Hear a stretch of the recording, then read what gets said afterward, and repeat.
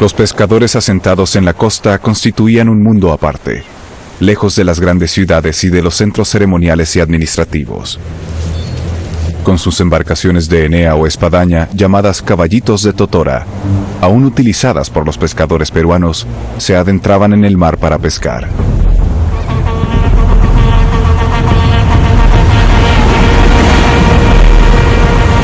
Cabalgaban las olas de la rompiente para llegar hasta los bancos de peces.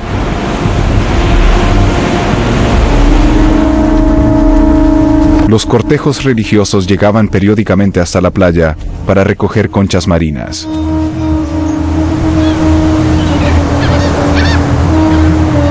Las consideraban sagradas. Una vez trituradas, obtenían de ellas el polvo blanco que utilizaban en sus ofrendas.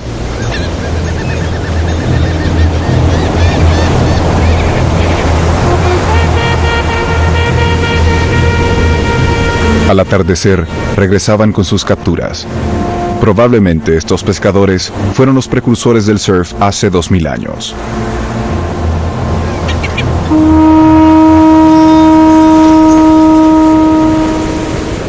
Con embarcaciones más grandes, también construidas con juncos de totora, navegaban hasta las lejanas islas de Ecuador para conseguir conchas de Spondylus. Desde tiempo inmemorial, las caracolas han sido objeto de veneración. Prueba de ello es este maravilloso trabajo de la cultura chavín. Las conchas servían para confeccionar los pectorales de guerreros y nobles. Todavía no se sabe cómo lograban taladrar sus diminutas cuentas cilíndricas.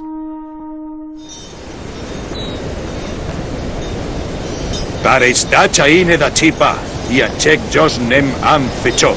Oh, imasek. Chop san kaktim mai. Seistim benchek ayapek nig, eigen nem am fecho.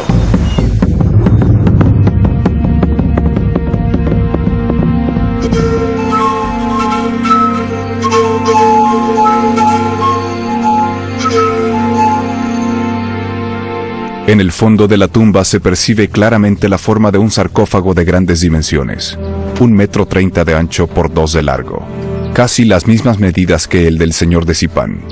Pero al poco tiempo sucede algo que desalienta a Lucho Chero. Dos. Uno. Y eso otro. Parece que hay 2 ataúdes, lo que significa que el entierro no es tan importante como se pensaba, aunque hay una marca extraña en el piso. Lo cierto es que hay una cosa que estamos tratando de ver si continúa o no. A diferencia de la mayoría de las culturas preincaicas, a los mochicas no se les enterraba en posición fetal.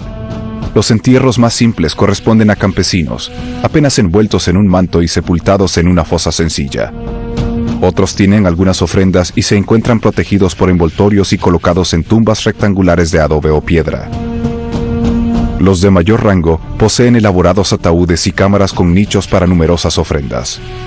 Cada tumba refleja la función y la clase social a la que pertenecía el difunto. Hoy se han realizado ceremonias de pago a la tierra. Los trabajadores temen al llamado mal de Huaca, una superstición en la que los poderosos espíritus que moran en las pirámides se apoderan de la vida de los que profanan sus secretos. Ofrendan a la Pachamama, la diosa de la tierra, para que les dé valor y les proteja. Y hay una muy buena noticia: se trata de un solo ataúd. Lo que parecía la división entre 2 ataúdes es la tapa central del sarcófago que, al romperse las vigas de algarrobo por la presión del relleno, adoptó esta posición. El optimismo regresa al ánimo de los arqueólogos. Además, aparecieron las primeras ofrendas de cerámica.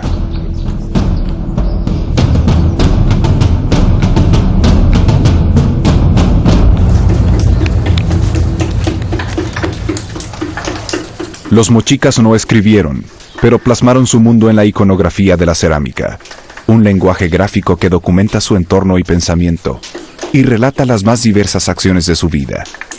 A través de la cerámica, arqueólogos e investigadores han logrado descifrar las singulares diferencias que determinaban su cultura milenaria. La cerámica de uso doméstico era funcional, sencilla y con poca decoración. No utilizaron ningún tipo de torno. La elaboraban manualmente con el uso de una paleta, técnica que todavía perdura en algunos pueblos del norte. Las obras ornamentales y de uso ritual se fabricaban con moldes. Una vez preparada y amasada la arcilla, se distribuía homogéneamente en el interior del molde. Al poco tiempo de secado, la pieza se extraía, se retocaba, perfeccionaba y pulía. Luego pasaba al quemado que se realizaba en hornos abiertos.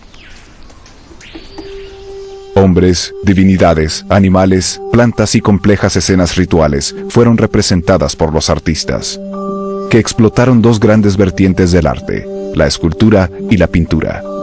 La plástica mochica sorprende por su expresividad y perfección. Son verdaderos retratos de arcilla, comparables a las esculturas del viejo mundo.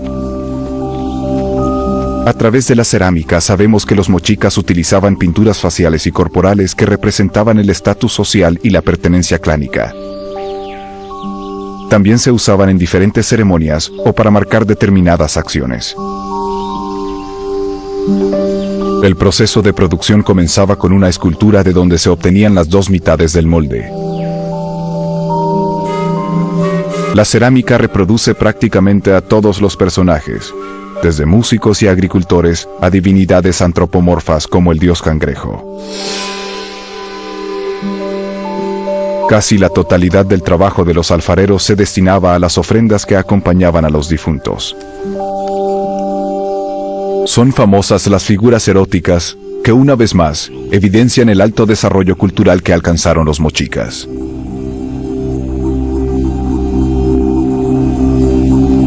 Por la cantidad de vasijas encontradas en los yacimientos arqueológicos, los talleres de alfarería debieron tener mucha mano de obra para tener tanta producción.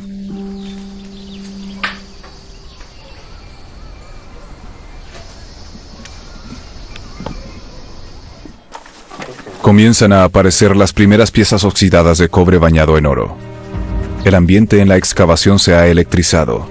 Reina el silencio y el absoluto respeto hacia el personaje que van a exhumar.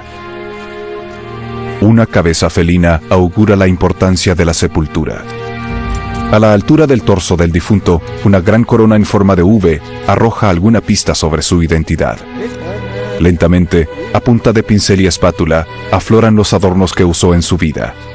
Se percibe la fuerza de la huaca. Algo misterioso y etéreo marca su presencia. Estamos frente a la primera capa de la tumba recién descubierta, un conjunto de ornamentos y emblemas. En la parte inferior nos sorprende el hallazgo de 3 cabezas de porra que fueron desarmadas, aplastadas intencionalmente y colocadas en esta sesión. Walter Alba, director del proyecto, continúa explicando. Fueron trofeos de combates rituales. Hablamos entonces de 3 combates ganados. Los combates rituales tienen cierta semejanza con los torneos medievales entre caballeros. Pero aquí, el vencido casi nunca moría en la lucha. Bastaba con una estocada para dar por terminada la contienda. El vencedor ataba las armas del vencido a su masa de combate y lo despojaba de las vestiduras. Le colocaba una soga al cuello y lo llevaba ante la presencia del Señor. Luego, era sacrificado.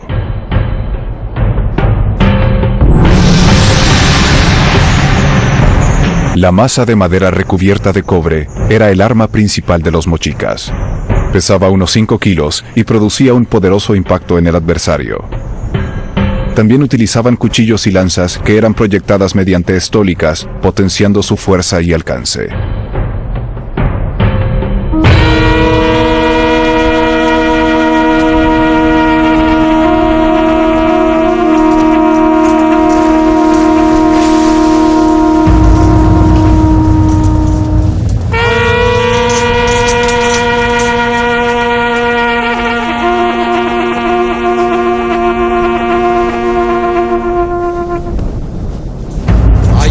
Desde la infancia, los mochicas iban superando diversas iniciaciones que conformaban su futuro. El proceso iniciático terminaba al final de la adolescencia. Entonces, se celebraba una carrera ritual. El vencedor pasaba a formar parte de la guardia personal del Señor. A cada participante se le entregaba una bolsa llena de pallares, unas semillas con las que los oráculos realizaban predicciones. Al término de la carrera, y como parte del final de la iniciación, los adivinos leían sus pallares.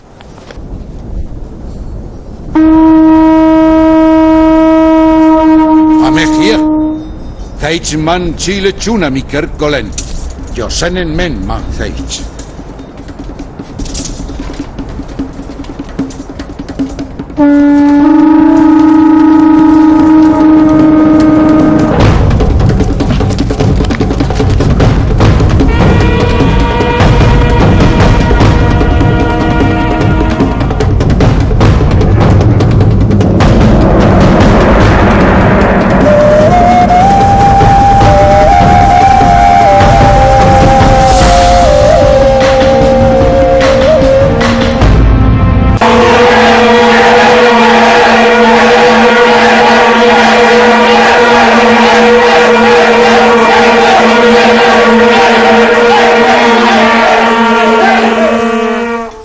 Seig.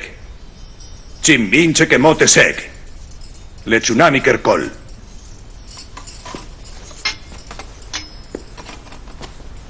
Fufang. Eis. Tu hedas ayen molun. Niu chalot testek meilan. Temnein meño chan si amner lemiserna. Fupan chang falpir. Chepang mochach. Chang has tono amechek.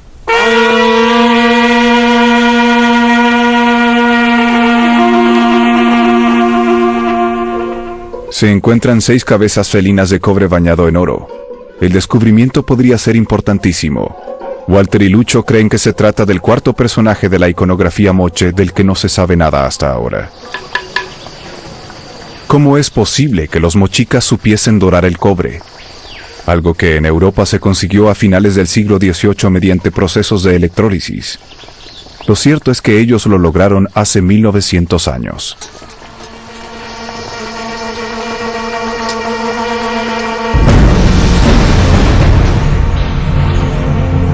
Definitivamente se confirma, la tumba corresponde al cuarto personaje de la iconografía de la presentación. El que podría ser el señor de Zipán recibe la copa de sacrificio del sacerdote, detrás de la sacerdotisa y más atrás nuestro personaje representado tan grande como el señor. Todavía se sabe poco de él, tan solo que era del más alto nivel y que desempeñaba funciones militares y religiosas. Lucho Chero extrae las piezas más grandes de la tumba para comenzar su restauración. Tienen que seguir excavando para rescatar la osamenta. Los trabajos de restauración se prolongarán durante meses. Los conservadores pegan y unen las piezas, a veces muy deterioradas, como si se tratase de un rompecabezas. Con la ayuda de un bisturí, desprenden las capas de óxido de cobre para que aparezca el baño de oro. Estas piezas serán expuestas en el nuevo museo del sitio, en el propio yacimiento, al igual que las que se encuentren en los próximos hallazgos.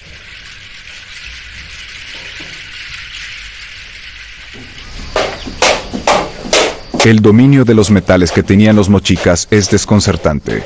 Utilizaron el cobre profusamente para fabricar herramientas, armas y adornos. Las piedras extraídas en las minas se trituraban en los batanes para reducirlas a pequeños trozos antes de introducirlas en el horno. En el taller de orfebrería se trabajaba desde la producción del metal hasta la confección de los adornos. Los pequeños trozos de metal se fundían mezclados con el carbón en hornos de barro. El fuego se avivaba con sopladores de caña rematados con toberas de arcilla, hasta alcanzar poco más de 1000 grados de temperatura. Laminaban el metal valiéndose de sucesivos recalentamientos. Después conformaban las piezas golpeándolas en moldes. También conseguían el estampado de imágenes que terminaban en recortes, repujados, retoques y pulido. Luego eran ensambladas componiendo los diferentes objetos. Si el dorado del cobre mediante procesos electroquímicos parecidos a los actuales nos asombra, el que lograran soldar los metales no nos puede dejar indiferentes.